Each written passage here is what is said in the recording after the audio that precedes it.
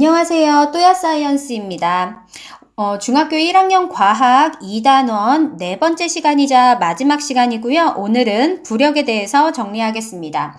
유튜브 영상 하단에 더보기를 클릭하시면 필기 PDF 자료를 다운받을 수 있는 링크가 있습니다. 그 링크로 들어가셔서 PDF 자료를 다운받으시고 함께 필기하며 공부하시면 좋을 것 같습니다. 자, 그럼 시작할게요. 먼저 부력의 정의부터 가겠습니다. 부력은 액체나 기체가 그 속에 있는 물체를 위로 밀어 올리는 힘입니다. 대표적인 예로 첫 번째 사진 보면 배가 물 위에 떠 있습니다. 지구상에 있는 모든 물체는 지구 중심 방향으로 끌어당겨지는 중력의 힘을 받게 됩니다. 중력을 받음에도 불구하고 물 아래로 가라앉지 않는 이유가 바로 물이 이 배를 떠받치고 있는 부력 때문인 거죠. 이 그림 위에다가 중력과 부력을 표시해 보겠습니다.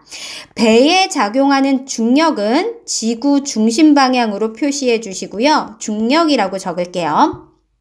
그리고 이 중력에 반대되는 위쪽 방향으로 화살표를 그려주시고요. 이것이 바로 물에 의해서 배가 들어 올려지는 부력입니다. 참고로 중력이 부력보다 세다면 아마도 이 배는 물속으로 가라앉았겠죠. 반대로 부력이 중력보다 크다면 이 배는 하늘 위로 떠올랐을 겁니다. 이때 배가 가라앉지도 않고 뜨지도 않는 이유는 바로 중력의 크기와 부력의 크기가 같기 때문입니다. 힘의 크기가 같다는 걸 표현을 할 때는 그 힘을 나타내는 화살표 위에 이렇게 두 개씩의 짝대기를 그어주시면 됩니다. 그러면 두 힘의 크기가 같다라는 의미로 해석될 수 있습니다. 옆에다가 써볼게요. 배가 물 위에 뜬다. 이렇게 적어볼게요. 배가 물 위에 뜨는 것이 바로 물에 의한 부력 때문입니다. 두 번째 사진으로 가볼게요. 헬륨 가스를 넣은 헬륨 풍선입니다. 지금 이 여자분이 줄을 잡고 있어서 헬륨 풍선이 날아가지 않는 거고요. 만약에 줄을 놓게 되면 헬륨 풍선은 하늘로 두둥실 떠오르게 됩니다. 모든 지구상에 있는 물체들은 그것이 기체다 하더라도 중력을 받게 됩니다. 헬륨 가스 역시 중력의 영향을 받기는 받아요. 그러나 헬륨 기체 자체가 굉장히 질량이 작기 때문에 헬륨 기체가 받는 중력의 크기는 굉장히 약하게 되고요. 때문에 풍선 속에 헬륨 기체를 집어넣으면 기체가 이 풍선을 밀어 올리는 부력의 크기가 중력보다 크게 됩니다. 자, 크기를 한번 표시를 해볼게요. 부력이 중력보다 큰 케이스입니다.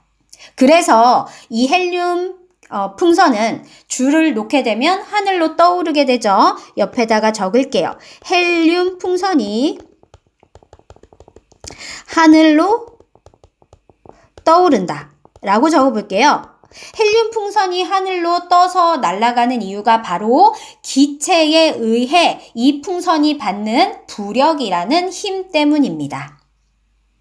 반면에 세 번째 그림은 물속입니다. 물 속에 쇠조각을 넣은 그런 장면이에요. 이때 쇠조각은 어떻게 되죠? 당연히 가라앉게 됩니다.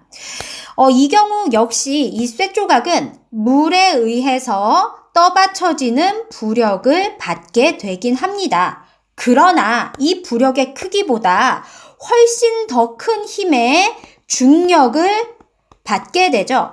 이 경우는 중력이 부력보다 큰 그러한 경우입니다. 이런 경우에 이 쇠조각은 아까 배처럼 떠있지 못하고 물 위에 떠있지 못하고 물 아래 바닥으로 가라앉게 되죠. 물 속 쇠조각이 가라앉는 현상 역시 중력과 부력의 차이로 설명할 수 있습니다. 이런 것처럼 물에서 물과 같은 액체에서 그리고 공기와 같은 기체에서 그 속에 있는 물체는 중력의 반대 방향으로 밀어 올려지는 힘을 받게 되는데 그것을 우리는 부력이라고 합니다. 괄호 1번으로 내려가서 부력의 방향이에요. 부력의 방향은 중력의 반대 방향, 즉 지구 중심의 반대 방향입니다. 주로 그냥 흔히 위로 작용한다. 윗방향으로 작용한다. 이렇게 표현하셔도 될 것 같습니다. 자, 그 다음에 괄호 2번으로 가서 부력의 크기는 물체의 부피와 관계됩니다. 기체나 액체 속에 담겨진 물체의 부피가 클수록 부력의 크기가 커지게 됩니다. 이것과 관련해서 아래와 같은 실험이 종종 제시가 됩니다. 한번 어떤 상황인지 이해를 해보도록 할게요. 지금 요 장치는 우리가 일명 용수철 저울이라고 부르는 장치예요. 용수철 저울은 밑에처럼 이렇게 용수철 저울에다가 어떤 물체를 매답니다. 그러면 이 안에 있는 용수철이 이렇게 잡아당겨지면서 요 부위에 몇 뉴턴의 힘으로 잡아당겨졌는지가 표시가 돼요. 한마디로 지구 중심에서 이 물체를 얼마의 힘으로 잡아당겼는지, 즉 중력의 크기를 측정할 수 있는 장치입니다.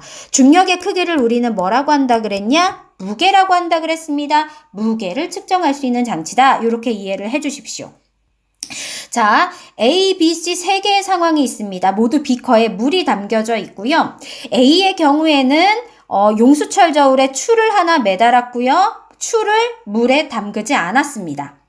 B의 경우에는 추의 절반을 물에 담근 상황입니다. 이 경우에는 A에서는 이 추에 중력만 작용하고 부력은 작용하지 않기 때문에 이 추 자체의 무게가 여기에 표시가 될 거고요. B의 경우에는 추의 일부를 물에 담갔기 때문에 이 추에 작용하는 중력과 부력의 차이만큼 여기에 표시가 될 것입니다.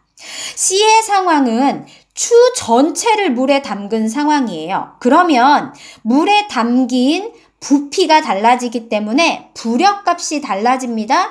부력값이 달라진 만큼 중력과 부력의 차이값도 달라질 거고 그것이 여기에 표시됩니다. 예를 들어서 한번 수치를 예를 들어서 적어보겠습니다. A 상황에서 추 자체의 무게가 10뉴턴이었다고 가정할게요. B 상황에서 추의 절반을 물에 담궜더니 용수철 저울에 8뉴턴의 눈금이 표기가 됐습니다. 그렇다면 이건 어떻게 해석할 수 있느냐?